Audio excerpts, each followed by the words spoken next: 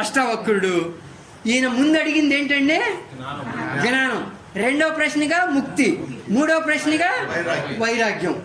మనకు ఎవరైనా సరే ముందు దేని గురించి చెప్తారు? జ్ఞానాన్ని గురించి చెప్తారు, తర్వాత ముక్తి గురించి చెప్తారు, తర్వాత వైరాగ్యాన్ని గురించి చెప్తారు, తర్వాత ముక్తి గురించి చెప్తాడు. ఈయన ఎక్కడ బిగిన్ చేస్తున్నాడు అయ్యా అంటే ముందు ముక్తి గురించి బిగిన్ చేస్తున్నాడు. ఓ జనక మహారాజా, నువ్వు అడిగిన మాటకి సమాధానం చెప్తూ ఉన్నా నాయన, నువ్వు నిత్యముక్తిని కోరుకున్న వాడివి అయితే, లక్ష్మీనారాయణ గారు నిద్రపోకండి అయ్యా, నువ్వు నిత్య ముక్తిని కోరుకున్న వాడివైతే ముక్తిని సాధించాలి అంటే ద్వంద్వాల విషయాల్ని విషంలాగా త్యజించాలి. ద్వంద్వాల విషయాల్ని విషంలాగా త్యజించాలి. అందరికీ జీవితం అంతా ద్వంద్వాలుగానే ఉంటుంది, అందరికీ జీవితం అంతా ద్వంద్వాలుగానే ఉంటుంది. ద్వంద్వాలంటే బాహ్య ప్రపంచ వస్తు విషయాలతో తాదాత్మ్యం చెందినప్పుడు, దేహంతో తాదాత్మ్యం చెందినప్పుడు, మనసు ఆలోచనలతో తాదాత్మ్యం చెందినప్పుడు ఏర్పడేటువంటి సుఖదుఖాలు, గౌరవ అవమానాలు, లాభ నష్టాలు, జయాపజయాలు ఏవైతే ఉన్నాయో అవి ద్వంద్వాలు.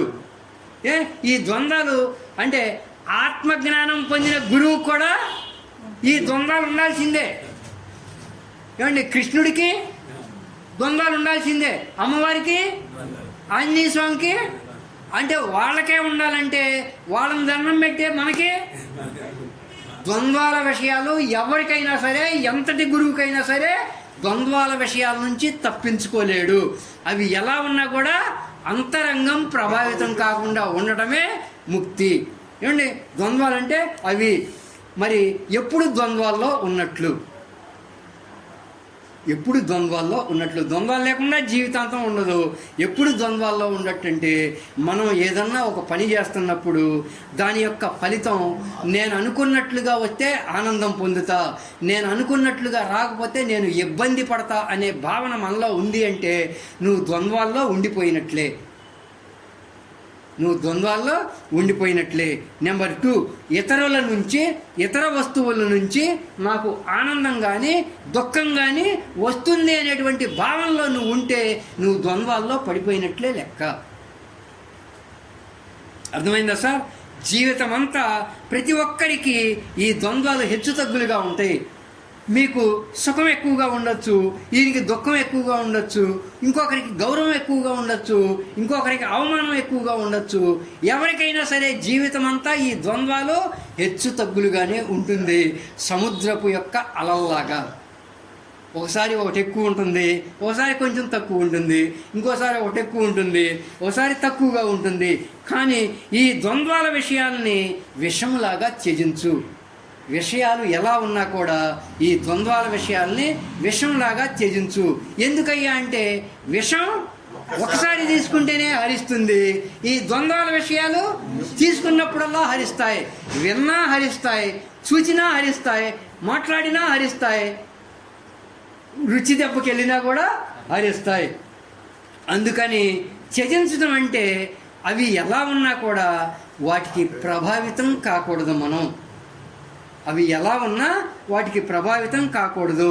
ఎప్పుడైతే ద్వంద్వాలుగా ఉన్న విషయాల్ని త్యజిస్తామో అవి ఎలా ఉన్నా మన అంతరంగాన్ని ప్రభావితం కాకుండా చూసుకుంటామో అప్పుడు మనకి ఒక నిత్య ముక్త స్థితి లభించినట్లే. జనక మహారాజా ఏం చెప్పాడు సార్? ముక్తి గురించి అడిగాడు కదా, ఏం చెప్పాడు? జీవితం అంతా ద్వంద్వాలుగానే ఉంటుంది, ద్వంద్వాల విషయాలుగానే జీవితాంతం ఉంటుంది.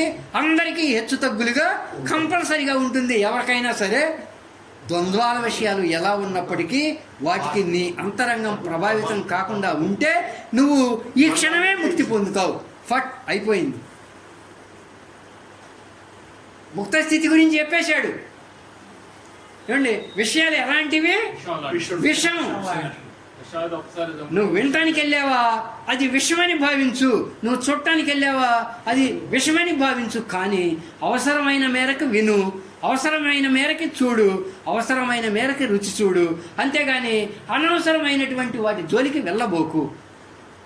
అది విషంతో సమానం.